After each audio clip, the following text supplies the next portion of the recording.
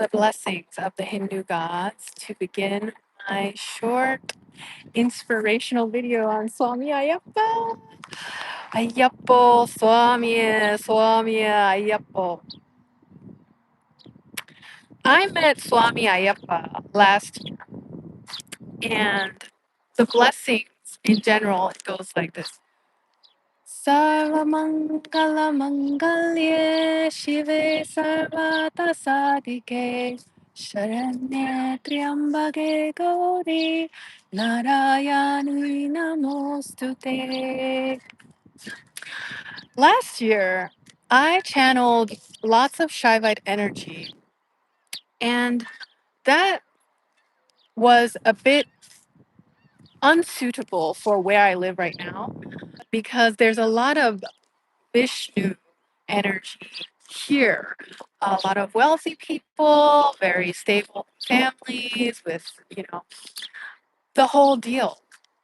And long family bloodlines. That was a topic of one of the gurus in South India too. At one point, he had to start talking about bloodlines and stuff. Even he was more devoted to me than me to the Shiva consciousness. And I do think it is important because I'm still using the last name of my father in a lot of documents, even though we're not in contact. And that is the teaching and lessons of Shiva, as well as Swamy Ayappa, because Swamy Ayappa is the offspring of Shiva and Vishnu, because Vishnu became Mohini. And as Mohini, he actually did this gesture where he as Mohini, as she puts the hand on top of the head, because there was another demigod, I would say, who had the ability to turn anyone into ashes when he put the hand over their head. And so when Mohini, as the beautiful Mohini, did that to herself, the demigod who had the ability also did that to himself. And so through that, he actually turned himself in back to the higher powers.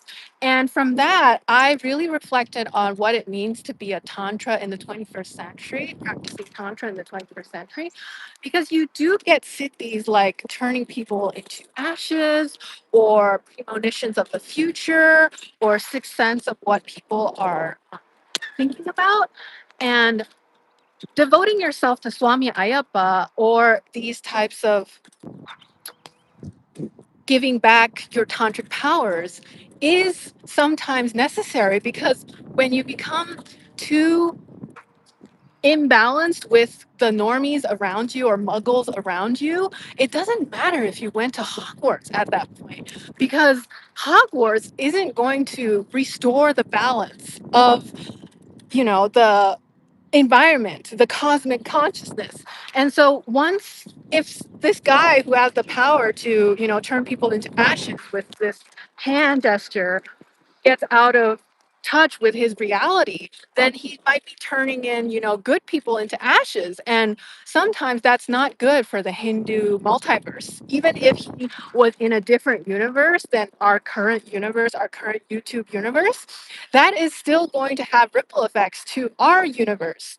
And so my reflections were that even if I have these siddhis from my tantric practices, as well as gurus who have even more powerful siddhis through their practice, they still have to, grapple with this balance of Vishnu Shiva, Shiva Vishnu.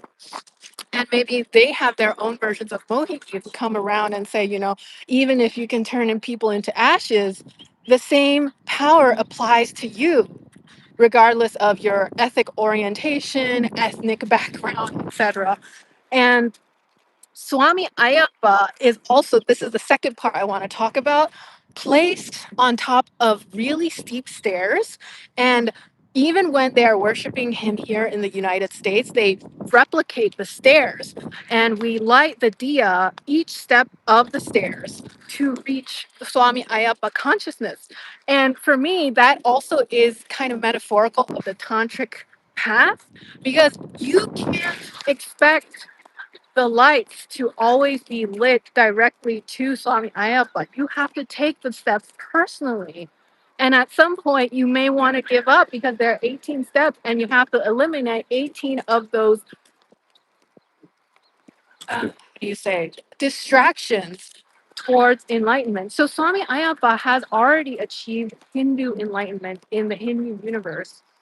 And for me, I was so hardcore Shaivite, I couldn't understand why he needed the other half of Mohini. But this story really inspired me to, consider these cities as sometimes distractions as well, because you can't always be on your sixth sense. You have to focus on your five senses too sometimes as regular people or as ascetics. So as ascetics, they actually try to restrict their five senses. They don't eat that much. And when they go on their pilgrimage, which recently ended for this year, it's usually in mid-January.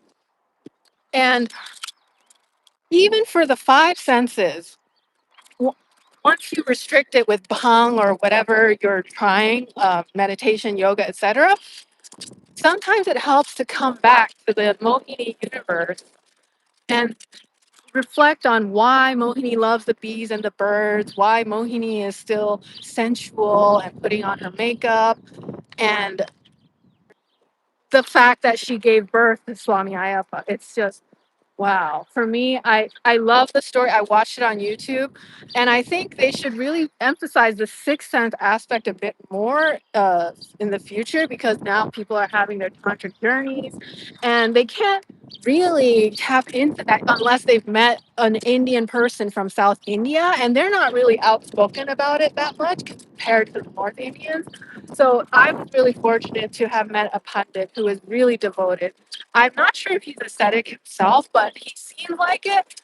And it's so inspirational when you meet a living example of a true devotee of Swami Ayappa. And recently we had a dinner, but I couldn't make it because I was working. But anyways, thanks guys for tuning in. Someone says, I love your YouTube channel. Hi, Shannon.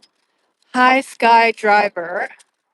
Oh, and shout out to my friend Abhishek, because he recently also sent me a photo of a god from India, and I couldn't really relate to it because I couldn't attend a puja personally that was offered to that god, and so I could not have a relationship with that god. But Abhishek is really confident because his zodiac is tiger in the Chinese zodiac, so he's really pro, connect with the gods, get their photos, even if they're not tantric, because he lived in a tantric society, and he's also, coming mainstream. He's making a lot of wealth, and I'm really happy for him, and I hope he comes and visits me one day. Take care, guys. Bye.